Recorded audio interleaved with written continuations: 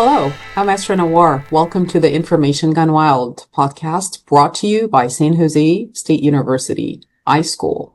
I'm one of your hosts, and on this podcast, we discuss all things library and information sciences. And I'm Maurice Coleman, your other host for this episode. Today, we are fortunate to have as our guest Dr. Nicole Cooke, the Augusta Baker Endowed Chair and a professor at the School of Information Science at the University of South Carolina. She is also the editor of the New American Library Association book, The Legacy of Black Women in Librarianship, which is part of the Critical Cultural Information Studies series. Welcome, Dr. Cooke. We're delighted to have you here to talk to us about the stories of the Black women in the library field. It's something that I've been personally interested in. I read a lot of parts of your book and have been fascinated.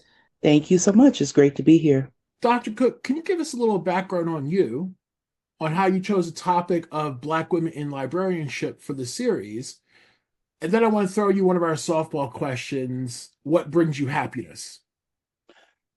Yeah, great questions. So I am the Augusta Baker Endowed Chair at the University of South Carolina, and I have to admit that during my professional education in master's degree and also doctorate in library and information science, I had not known about Augusta Baker.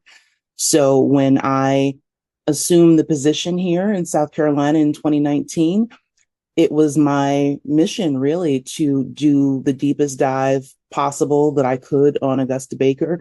And when you start, looking up one person, you start seeing who their contemporaries were, who their friends were, who they did the most work with. And then you just start accumulating names. And so it was just, really inevitable that I would start looking up some of these other names. So in addition to Augusta, I've done some research on Charlamagne Rollins, who was her contemporary at Chicago Public during the same time. And so it was just really a natural fit to start pulling together some of the research and the stories that I had started to find once I started researching Mrs. Baker. And for the softball question, what brings me joy? I think lots of things, which is a good thing. Certainly my dogs, they keep me busy and distracted, from some of the unpleasant things in the world. And just, crafting and taking time for myself. I recently, in the last couple of years, have been able to take weekends off from work. So that certainly brings me joy and allows me some downtime, to regroup. So during the week, I can work on books and do some of the other work that I really enjoy. So you really actively sought out some work-life balance in terms of what you're doing. You actually sought it out as opposed to the Saturday and Sunday are for you, Monday through Friday for everyone else. Yes. And okay. Yes, so that was purposeful, but I will admit that it was a long time coming. I think it's always a long time coming for all of us. I was speaking to a friend last night about my work-life balance and actually work-life family balance. And I don't think I discovered anything when it comes to like self-care and happiness until I was like 35. So it takes a while to understand and get these things. But and there's a lot happening in the world. I was speaking to our producer this morning about what's happening in LA. And as we record today's episode, and we had just a couple of weeks heard about the Dr. Carla Hayden has been removed from her position as the Librarian of Congress. And I think it took a lot of toll on all of us. And especially you, I'm sure you might have met her and have known a lot about her legacy. And I was wondering if you can speak to us about her legacy as the first African-American woman in that position and her impact on you and on librarianship in general. Yeah, I have had the pleasure of meeting Dr. Hayden on several occasions, and I was just really devastated, not only by her dismissal, but by the callous and disrespectful way in which she was treated. Not only is she the first African American in that position, she's the first librarian to be in that position. And so for anyone who's met Dr. Hayden, you know instantly what she's about. She's one of the most genuine and brilliant people you will ever meet. She always has her mom with her, which I adore. And she really wanted to make the Library of Congress more accessible to the public, so they know about this national treasure. She's a staunch advocate for librarianship, as I'm sure you know. She was one of the early supporters of ALA's Spectrum Doctoral Fellowship and Scholarship Program, of which beneficiary. So her legacy is really long and deep, and we are all the better for her work and her advocacy in the profession. So, when I heard that news, really, I cried. And I also have very good friends at IMLS, the Institute of Museum and Library Services. And so it was just one hit after another to see these very strong Black women who are fierce advocates for the field and who have given their entire careers to this field to be treated so badly. It hurt a lot. And so, we just support them and whatever they're going to do next. And hopefully for Dr. Hayden, that's something stellar. And I hope she gets some rest as well. Yeah. I'm not a Black librarian, but I was personally affected. I did not get a chance to meet her personally. I did hear her speak a lot on, a bunch of podcasts, but also in one of the ALAs or ACRLs that I attended. And I think just as a librarian, I was personally offended. Yeah. And I'm sure that, we'll see how things go, but thank you so much for your answer. What spoke most directly to you as a librarian and LIS educator? Oh, there's so many stories. And, just really briefly, this book emerged out of a special issue of a journal that I did in 2022 for the journal Libraries, History, Culture, and Society. And so there were so many stories, and just learning about all of the Black librarians that I'd never heard about before. But for this book in particular, what stood out to me the most, I think my favorite pieces are twofold. One is the poetry that's in the book in honor of Augusta Baker and also in honor of Charlemagne Rollins. And so that was purposeful to kind of have the poetry, which was written by a Black librarian. She's also the poet laureate of Columbia, South Carolina. It was important to have those pieces to anchor the book as kind of a dedication, if you will. So that was one thing. The other chapter that really captivates me is the one on Sadie Peterson Delaney, who was active in one of the forerunners of bibliotherapy and also did so much work with veterans hospitals. So she really had two-pronged or multi-pronged impact in terms of services in the medical library profession, services to veterans, and also really just exploring the power of books and the power of written words. So her legacy in particular is special to me. There's so many stories, Dr. Cooke, in your book. And one of the things I always think about when I read books like that, especially that they have stories like, what if Hollywood has adapted this book? And I'm sure if this is something that you're considering, or if someone hasn't reached out to you yet about turning this into like a limited series, a docu-series, whatever. There's just so many options now, especially with the platforms that are outside traditional TV.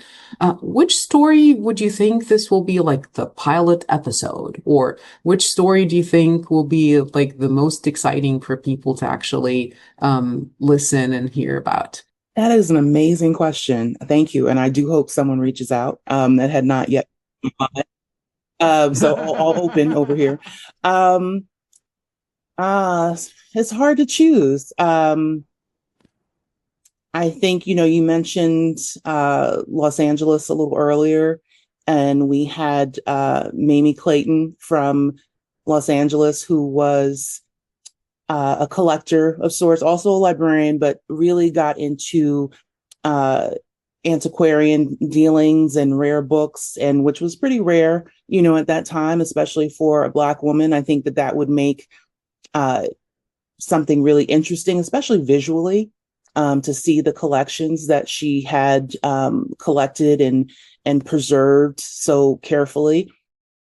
The other thing that I think about a lot is the parallel between Augusta Baker and Charlemagne Rollins. So I always say that right now in 2025, we need diverse books, but Augusta and Charlemagne were the original advocates for we need diverse books. And so they explicitly wrote bibliographies that portrayed Black life in a positive manner. They didn't like that they had to share Little Black Sambo and other very racist books with their children. And so they wanted to do better, or wanted us to do better in terms of what we read and what we produced. And as a result, both of them had a very influential impact, if you will, on children's publishing. Mrs. Baker also consulted for Sesame Street at one time. And so I think, their stories, while they were both very active in their branches as children's librarians, to also have those roles as advocates and authors and consultants and teachers, I think would make a great story. Yeah. No, I'm already visualizing this as you're speaking. Yes. I'm a big fan of true stories, and I think this will maybe we should reach out to someone and tell them about this book, because sometimes people are just oblivious. They're not aware. So I think of these stories as really a missed opportunity to change perspectives and misconceptions, not just about the stories of Black women, but really stories of librarians in general. But as you were researching and knowing about these things, we all get emotionally attached and sometimes emotionally destroyed. So what kind of emotional toll did this, take on you as you're researching? And maybe just speak a little bit about like the process of like why these women were selected and why exactly, and was it like organically or did you have a methodology in making that happen? Yeah. So to the first part of the question, my initial foray into archival research was probably about 10 years ago. And I was studying Black and Brown graduate students who were going to the library school at the University of Illinois from 1970 to 1972.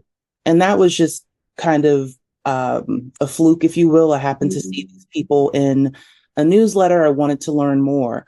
The reason that I bring them up, because it was my start into kind of this historical storytelling, is that project took me over 2 years. And as I was in the archives, looking through documents and looking at, they called them grade cards. They were just like little report cards. They got one for each course. And to see the racist and sexist comments that were put on those cards about those students. And I went back and looked, those same type of comments were not issued for the white students. That really took its toll. Like I had to put the project down. Wow. And so that's part of why it took so long. Wow. Is because emotionally I was just disgusted, and I felt so bad for those students, right? And they went on, all of them, to be, major figures in our field. So there's no need to feel sorry for them. But just to see that it in print was really heavy. So for the book, I was fortunate that I had so many people wanting to contribute. And so I didn't necessarily have a methodology. It was just, my goal was to have practitioners and to have new writers, and especially new BIPOC writers who had a Black librarian that either impacted their studies or their career, or just someone that they had heard about and wanted to learn more about. And so unless I had duplicates, where, there were some bigger figures like Virginia Lacey Jones, Clara Stanton Jones, I may have had two or three or four people who each wanted to write about an individual figure. So those people I had to, reject because I could only have one person writing. But other than that, I accepted everything I could. And that's how we really got the breadth and the depth of the stories that we were able to get for the book, is because people really just came out and said, I need to write about this person. But do you think that people actually take the time? Like again, we're the three of us are at work in the library field, whether it's in, the technology, librarians or archives. We are organically curious. And sometimes you read something and you go back and read more about it. So we always, when these books are published or when these stories, because I do some of the work that you do, but in a different context. But I always think to myself, do actually people take time to read more or go research more? What do you think? No, I think it's a fair point. Absolutely. And I remember a professor telling me when I went for my PhD, everybody doesn't think like you, right? So everyone's not going to do the same work that you do. And that was a point well taken. So I think to that, it's hard, right? Because I think everyone is not going to do that level of research. So I do agree with that.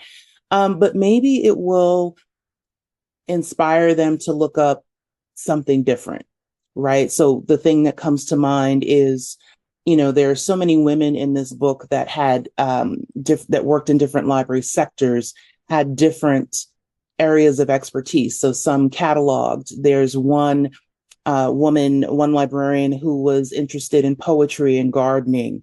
So it talk about self-care and hobbies. So these were very well-rounded figures. So if they're not inspired to find another librarian to research, to tell their story, maybe they'll go look at the legacy of Black gardeners, or maybe they'll go find some poetry by BIPOC authors. So all I can do is hope that, it spurs them to some curiosity, even if it's not the same level of, literally digging through boxes, that you and I may do to unearth some of these stories. Right. We get excited about like so many things, but I'm gonna quote a Gen Z thing that they say these days, because I hang out with a lot of young people, whether out at work or outside of work, feeling seen. I think this is a new phrase. Yes. So I think a lot of women that are Black women would feel seen. So if that the only thing does, which I know this book has been doing a lot more than that, but if it's one of the big things that comes out of this book is that a lot of the Black women in our wonderful profession feel seen, I think this is great. Yeah, absolutely. And I think, that's very, very much tied to this idea, the phrase that we use, representation matters. Right. And if another phrase, if you can't see it, you can't be it. So many different layers to that, and agree with you wholeheartedly about that. Yeah. I mean, one thing also I keep saying in a different way, be dangerous, right? Like, what does it mean for a librarian to be dangerous? I mean, I have on my Instagram, on my profile, disruptive, and people goes like, oh, what does that mean? You want to disrupt? And they think that dangerous and disruptive is a very negative word. But what does it mean for a librarian or really a woman in this field or other fields? Because our stories, your story, some of your book, and the stories in the book are actually applicable. And that's why we share those things in a hope for others to be seen, for others to be inspired, and hopefully be dangerous. But what does it mean to be dangerous? Yeah, and I love that, because to your be dangerous, I always say be subversive. And I think it's just, Angela Davis had a quote about what does it mean to be radical? And her definition of being radical is just pulling up things from the root. And by that, ask questions, not how do I say, not taking on the status quo, right? So whatever's given to us, we need to ask questions. To your earlier point, we need to remain curious, and we need to say, okay, well, why is that happening? Thinking about what is happening in Los Angeles with our immigrant brothers and sisters and what they go through, and, you know, really the idea that they're being so dehumanized. And so thinking about the questions that need to be asked, not only for what's happening this past weekend, but what needs to happen going forward.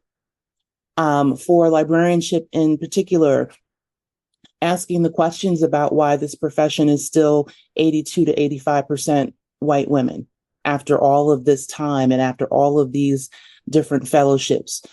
I think it's easy to kind of throw money at things and throw kind of explanations onto some of these problems, but to go back and ask the questions to get at the root of the problem. So that's a very perhaps long-winded way of saying, I think we need to ask more questions. We need to be more proactive about our understanding of different things. We need to be proactive in how we become culturally competent, how we understand and celebrate different cultures. Audre Lorde has a quote about, you know, the most important thing is celebrating our differences and not, you know, being hampered by them. And I think for you and for me and for others for whom being a minoritized group is actually visible, just our presence is radical. It is dangerous. It is subversive. So I think there are lots of meanings to that. And I'm a big proponent of small actions matter. Right. So it could just be us showing up. It could be us writing a book, right? That's a much bigger action. But I think it means so many things. And I think that it's part of the lifestyle. It's part of the career.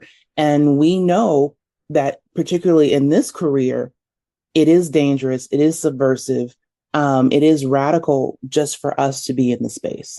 Yeah, I love what you said, that just your presence, and definitely I'm just so honored to have this conversation with you, because again, our stories are different yet very alike in many, many ways. But I always like to visualize things. Again, I mean, earlier in the episode, I was talking to you about what if becomes a movie or a docu-series. But what if we actually take those stories and make them as an exhibition? I mean, I'm a big fan of exhibitions, like whether it's a curated art exhibit with the stories and the pictures of these women. It will take a while to get the copyright clearances. I mean, as librarians, it's something that I'm always very conscious. I've been trained to make sure that we have consent and work with the people that will be exhibited or their families. But instead of just the text, I'm always paying attention to what's the next step, what's going to happen when this book or piece or article gets published. But so you think this is something that you would consider? Again, I'm just putting ideas out there. I've curated hundreds of exhibitions and co-curated with, world renowned artists, and I do some photography exhibitions myself. So I'd be curious if you'd be open to something like this, and how can we actually make it happen, and what kind of sensory experiences would you want visitors to encounter as they look at these stories? Yeah, another amazing question. So I will go back just briefly to some of the work that I've been doing about Mrs. Baker here at South Carolina. When I got to the university in 2019, there were 11 boxes of her personal papers and effects that had not been cataloged. They had not been preserved. So we've been on this multi-year journey to make that happen.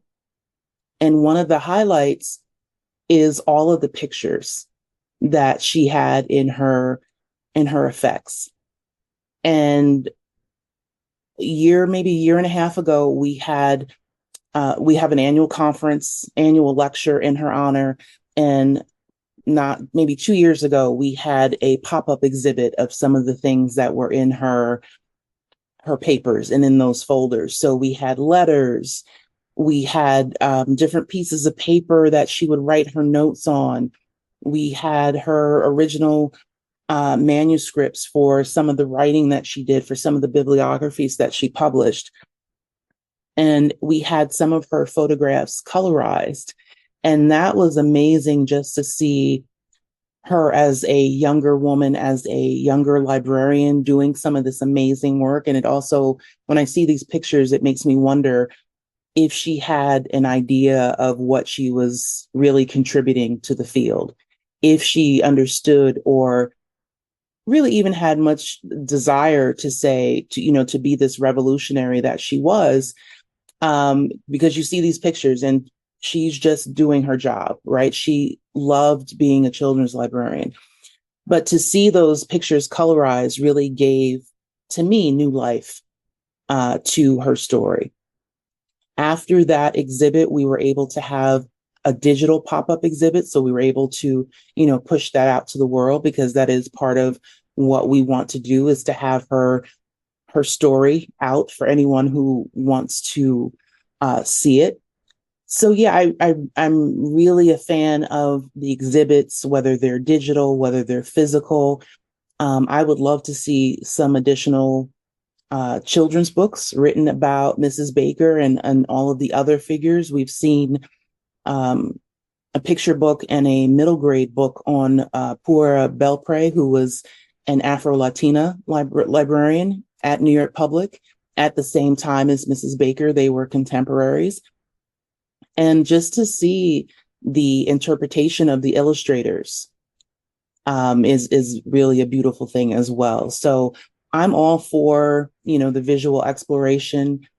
And I think that that's something, that's the next steps in some of this storytelling in the years to come. What's one of the subjects that you did not have a chance to fit inside this book that you'd like to talk about and highlight? I would love to see a second edition, or I should say a second volume, and a third volume. I've already asked the publishers, can we do another book? Because we had 16 really powerful stories here, and there are just so many more. And it's not necessarily things that I don't know about, but I really want to go back to the field, to other professionals, and say, who do you want to tell? Who do you want to write about in the next volume? So from that perspective, I think we could do so many more volumes. And in fact, this past week, I had a conversation with some Black male librarians who said, well, we want a volume too. So I think there's really no end to the number of volumes and the number of stories we're going to be able to tell. Just, more specifically to that question, there are a lot of figures, hidden figures, if you will, that there just isn't enough information about. And those stories that I'm sometimes, I wish we could tell more of that story, but not everyone left their effects, their papers. I've met librarians, while doing this work saying, I don't want anyone studying me the way you've studied Mrs. Baker or Charlemagne Rollins, right? So, that's another dimension of the storytelling. But there are a lot of key figures that only had a little bit, so it's not enough to write a chapter, certainly not enough to write a book. So that's why we are a little bit flexible in terms of how we tell the story. So maybe we have a very short chapter. I've done blog posts on a lot of different figures. So if we can capture something, we're going to try to do it. But yeah, I would love to see many more volumes, because I think there are so many more stories that can be told. I love that, but I'm gonna shift us a little bit from stories, and I know all of us in this podcast and also our other colleague, Paul, is always been interested and curious in human stories, but I'm gonna go into what our profession loves the most, buzzwords. So where we actually do the work or not, but we hold on to these for so much time. And sometimes we actually have to stay away from them. But, mental health, resilience, diversity, I'll admit I've come to love them actually because we have been embedded in a lot of this work, and they reveal sometimes that we collectively at a certain point in history are wrestling through ideas and things. But the buzzword right now is AI. And that's all what I talk about here in my library. I don't know about your libraries and the spaces that you're in. In fact, I changed my title and I'm sharing a lot of these initiatives. And I've come to also accept AI and teach AI and look into AI from a different perspective. But unlike past trends, AI is here to stay. And it's not just a theme, it's a tool, it's a system, and it's in many ways, it's actually a mirror to our society, a mirror to the world, and it's here to stay. So my question for you is, actually two-folded questions. The first one is, have you been experimenting with AI? As a librarian, what is your approach? And how can we, as library and information system professionals, with the things that we know about biases and algorithms, how can we actually shape the future and the legacy of women in your book? Can it offer a framework of resisting the algorithms that are sometimes and doesn't give justice to the stories of the people that you talk about and others as well? Yeah, yeah. So I have been experimenting. I have experimented with ChatGPT. I haven't done too much more with that. And I think the thing that is really important, which also kind of moves me into the second part of your question, is knowing what questions to ask, knowing how to ask questions of these tools, right? And so it reminds me of like Spotify and Pandora, and these are online radio stations where you actually have to spend a lot of time curating what you like and what you don't like, right? So if you give enough thumbs up to a certain type of music or to a certain artist or to a certain song, those algorithms will start giving you more of the same.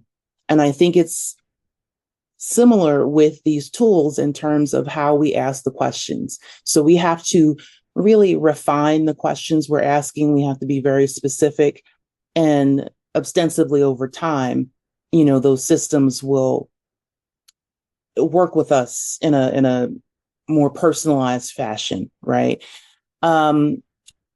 To your point about the bias and the algorithms, 200% on that. And we've seen this a long time with colleagues who are doing natural language processing and all of these types of more technological, computer science oriented applications. And it's been documented that a lot of the folks that do the coding, a lot of the folks that do the work are white or are, very homogeneous. And so you're only going to get as good as you put in. And let me clarify and say that, not saying that what they put in is not good, but it's not necessarily diverse.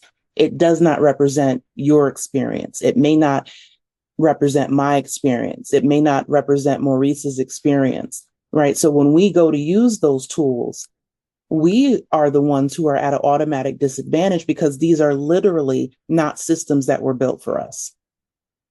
So as we go forward, not only do I need to do more experimentation, I need to figure out how to support the students in my program to, go into this dimension of the work so they can, put more diverse information into the systems. And so we're able to get more diverse information out.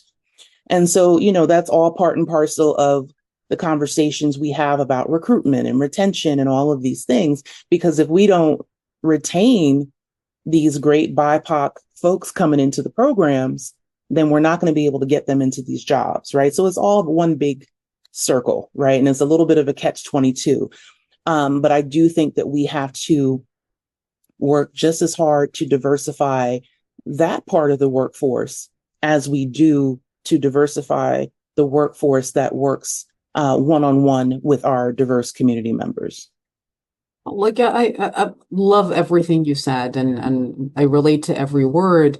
And one of the things I always think about is that new word, new job of prompt engineering. I mean, everyone in academia or in education, K through 12, has been struggling to know exactly how are we going to grade the students? How are we going to actually work on their critical thinking abilities? And I was attending a webinar with EDUCAUSE, one of most respected organizations that has been doing this work, and I'm very thankful to my institution, Chapman, that sent me to this training. And one of the things that people have been experimenting with in regards to education is to actually look at the questions that the students, graduate or undergraduate or K through 12, put into the tool that they're using, whether it's ChatGPT or other AI tools out there. Because from that question, you will be able to say how much critical thinking, how diverse they are in the way they think. Because I often say, Dr. Cooke, if I had a personal AI speak to me, it would be completely overwhelmed and confused. I have so many interests, and sometimes I go on YouTube. I'm like, I don't know what to suggest for you. Is it a yoga video, or something about fundraising or AI or parenting strategy, or where to go next on vacation? Because my interests personally are very diverse. And this is what a lot of people don't understand when it comes to diversity. And as I think as library and information sciences professionals, we have the responsibility in this AI driven world that we're living in to actually have students and really the community to look through that lens, not necessarily have a less diverse one. It's all about the stories that we put out there. So do you have a comment on that? Just a quick one, 100% to what you're saying. And I think, when we're talking about prompt engineering, any other type of engineering, we need folks to keep in the forefront of their minds the humanity of the stories, of the information, of the people contributing the information to the people who will be retrieving the information. And I think sometimes that gets lost. And it becomes very mechanized. It becomes very routine. And sometimes the humanity is lost. And so to your point about, critical thinking, and I think the critical thinking is enhanced by the lens of humanity. So, I talk a lot in my work about radical empathy, cultural competence, and I want those prompt engineers to come to my class. And I want all of the folks who are doing the more technological work in our profession to have this class, because it gives them a sharper lens, I think, a more, or gives them multiple lenses by which to, pull the information and contribute to the system. So again, with kind of this full circle idea of, we have to really tend to that soil. We really have to make sure the soil is rich and has enough nutrients so it produces what we really want to see. Yeah, very true. One thing I always think about when people had just published books and they've been in like speaking circles and book signings and people are reaching out to them. Sometimes the interviewers miss questions and is there like something that you wish people had to ask you about? Like as you're like, oh, I wish people can ask me about this, or was there like just something that you would talk about and wish someone had actually asked that question for you and you'd like to share about the book? This has been amazing, just to have people, actually read the book, because we write in these silos, and, you spend so much time and energy and love putting into these projects. And, sometimes as an academic, it's just enough that it was published, but then to have people read it and interact is really a beautiful thing. Um, the one thing that I will mention, and it's not necessarily because the question wasn't asked, is that I am currently in the middle of a 6-week course on the history of Black librarianship. So I've been able to use my book. I've been able to use the books of Dr. E.J. Josie and other folks to really talk about, another dimension about the history of our profession that a lot of people don't know about. And Mm. so I think it goes back to the earlier question about how do we amplify the stories. I work really hard on the curriculum end to make sure that my students have as full a picture as I can provide. And I just hope that they will go forth in their careers and amplify these stories and say, oh, I remember when we learned about this person and how they handled cataloging racist subject headings, or I remember learning about this person and how they did this or did that. So that's one thing. And, given everything that's going on in the world in 2025, this book should have been done maybe about 2 years ago. But, things happen. But I said to my editor, I was like, maybe this is actually the right time for this to come out. As people are struggling with things that are going on in the world and they, we need to concentrate on how to do things better. And how to learn and expand and be subversive, be dangerous. And I think that these texts are examples of how we can do that. So that's what I hope for my work. Yeah, and just that it gets out there. I'm 100% on board with documentaries, stories, what have you, to get these stories out in different modalities. And I think that was amazing suggestion. I love what you just said about like when it was published, and I always say you cannot really mess with the universe's timing for things because sometimes like I wish I had known this earlier in my career.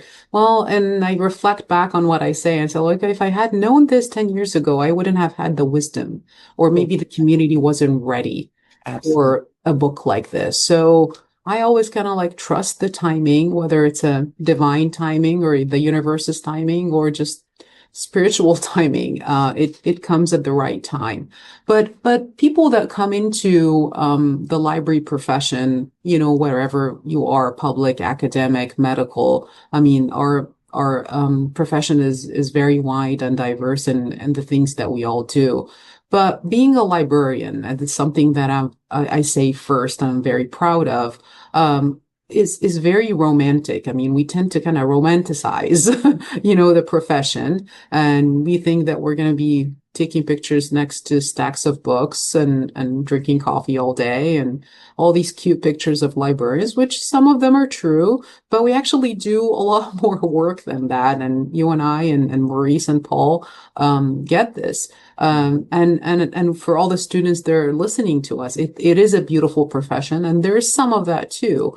But what belief that you had and held in your earlier in your career about the profession, and since then you've kind of let go of and had changed through the years? Yeah, that's a really profound question. And to your point, I'm always a librarian, right? So I know people say, oh, well, you're an educator now. Yes, but I'm always first and foremost a librarian. So librarianship was my first career, my only career. I went to library school when I was 22, so I didn't know anything else. And I will probably admit that I didn't know as much about it. There's some things and I do believe there's some things you can't learn in the program. There's a lot that you have to learn on the job and, as you move through your career. So big fan of lifelong learning and professional development. I think the thing that maybe I had to let go of, or maybe I should say that I had to reframe, is this idea that libraries are for everyone. And let me clarify that. So I had no idea that I would face the things that I faced as a Black woman when I went into the profession. the racism, the comments, the rejection, and really outright dismissal of my work. And I've written about diversity for decades, and I always say that I'm one of the ones still writing about this when the pendulum swings, right? So it becomes very trendy. Everybody's on that bandwagon. And now, like we see now in 2025, where some of my work might be illegal now in some places, I'm still doing that work. And so when the pendulum swings back, I'll still be doing it. So I guess part of this is to say that I wish that I had been stronger earlier on. And I really go back to what you said about divine timing. I had to go through what I had to go through in order to come out, 20 plus years later and be able to do this work at the level at which I'm afforded the opportunity to do it. So with that said, going back to this idea that libraries are for everyone, I think ideally they are, absolutely. But I always say that we have to clean up our own house before we can try and tell anybody else to clean up theirs or tell the community that they should be doing X, Y, and Z. So if we're going to be proponents of anti-racism, of equity, of inclusion, of belonging in the community, we have to accept that and implement that inside the profession. So that's, something long-term that I've grappled with. And, because always have students, BIPOC students in particular, say, how do you stay in this profession? Because they've gone through, some challenging, very disappointing experiences. And, this is my one and only profession. So there's so much good and there's so much that we can do. We can write, we can code. You name it. I think this is the most transferable profession ever. But we just have to make sure that, we're taking our own advice. And I think that that's where I land in terms of my education of students, is trying to get folks to reflect so we can make the profession even better from the inside out. I love what you said. Listen to our own advices, because a lot of the times we actually don't do that. So thank you for sharing this. So I have a couple of more questions, one serious question and then just our closing question about self-care.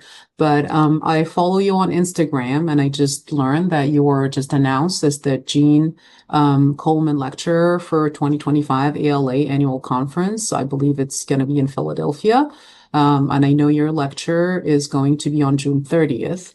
Tell us a little bit more about this lecture, what you're doing to prepare, and how different it's going to be. Because I know you probably go in and what can I say more, right? That's not in the book. Right. And kind of really an elevator pitch about your upcoming speech. Yeah. So Gene Coleman was another amazing Black librarian. So it's an honor to be able to give a lecture in her name. And so my lecture is about us as librarians, particularly BIPOC librarians, not being erased, and we will not be silenced. And so I think a lot of people can relate to kind of the frustration, the depression, the fear that's come with the new administration. And, how do we survive this? How do we thrive in it? And as we talked earlier about, just kind of getting hit with Dr. Hayden, with IMLS, and, our profession looking a little bleak. And so I was obsessed, am still obsessed with Octavia Butler and how much forethought she had in her writing, in her literature, and talking about how do we survive? What are the tenets of survival? What are her recommendations? And so that's really the origin point of the talk, and thinking about how we apply that to librarianship. And then I started thinking about other authors like Robin Kelley, who talks about Black radical imagination. And he says that if we can't imagine it, we can't have it. We can't do it. We can't be it. Then there's Ruha Benjamin, who talks about imagination and similar things. And then there's Adrienne Marie Brown, who talks about emergent strategies. And so it was really just kind of this really big thought experiment on my part to bring these four together and really just extract as much hope and as much strategy out of these four authors, and then figure out how to apply that to librarianship. So for the talk at ALA, it's going to be a little bit of a departure for me. It's not about my work. I will probably have written comments, which if you've ever seen me speak, I don't read comments. I don't read off of a script. I just kind of talk. So this one will be a little bit different because I want to make sure that the points get across. And I've actually kind of framed it as a manifesto. I'm hoping that people will take it as a call to action and really just to derive some hope from some of these authors, because these are authors who have probably seen, this scenario, what we're living in before, right? So we always get through these things. Now, how long it takes, what it looks like on the other end could change, but there's nothing really new under the sun. And Octavia mentions that in one of her quotes. She just says they're just new suns. The last thing I'll add is that I'm commissioning some original artwork from another Black librarian who does some amazing graphic art. And we were talking about visuals earlier. I really want these points to stand out. I told her I want them to, make people sit back in their seats and really marry the visual, the bold, in-your-face visuals with hopefully these bold in-your-face strategies as part of that talk. So that's a little bit longer than a normal pitch, but it's something new. I hope that people will respond to it, and I hope, that it will give them some pocket of hope, as we get through the next couple of years and figure out what our profession is going to look like moving forward. Thank you. Thank you for that. So the lecture is June 30th, and I hope people will attend and get to engage. But one question in one word in just a few seconds, self-care routine. We like to remind our audiences about how to take care of themselves, to be able to take care of others and do great work that all of us are trying to do in the world. So what is your self-care routine? So I am a big fan of knitting and crocheting, and it allows me to keep my hands busy, and it just allows me to create something that's different, that's outside of my academic work. I just gave a blanket to someone who had done something really nice for me, and just to see her face and the gratitude. It was really special. So to be able to create for myself and also for others, but it gives me something to do while I'm watching television. And it just allows me to, channel some of that energy into something creative and something different. I love that. I always say, have something different as your hobby. Yeah. I love that. Dr. Nicole, Dr. Cooke, thanks a million for this engaging, stimulating conversation that I personally enjoyed. I think it's going to have a great impact on everyone who hears it, and I hope it gives everyone plenty of insight into the legacy of Black women in librarianship book. Thank you all for joining us, and thanks to the San Jose State University iSchool. Our guests come from traditional and non-traditional places like Dr. Cooke. We invite them to share insights and adventures into the field of librarianship and along with what inspires their work. Join us the next time for the Information Gone Wild podcast, where we discuss all things information sciences. And please subscribe to our YouTube channel to make sure that you don't miss the next episode. Have a great day.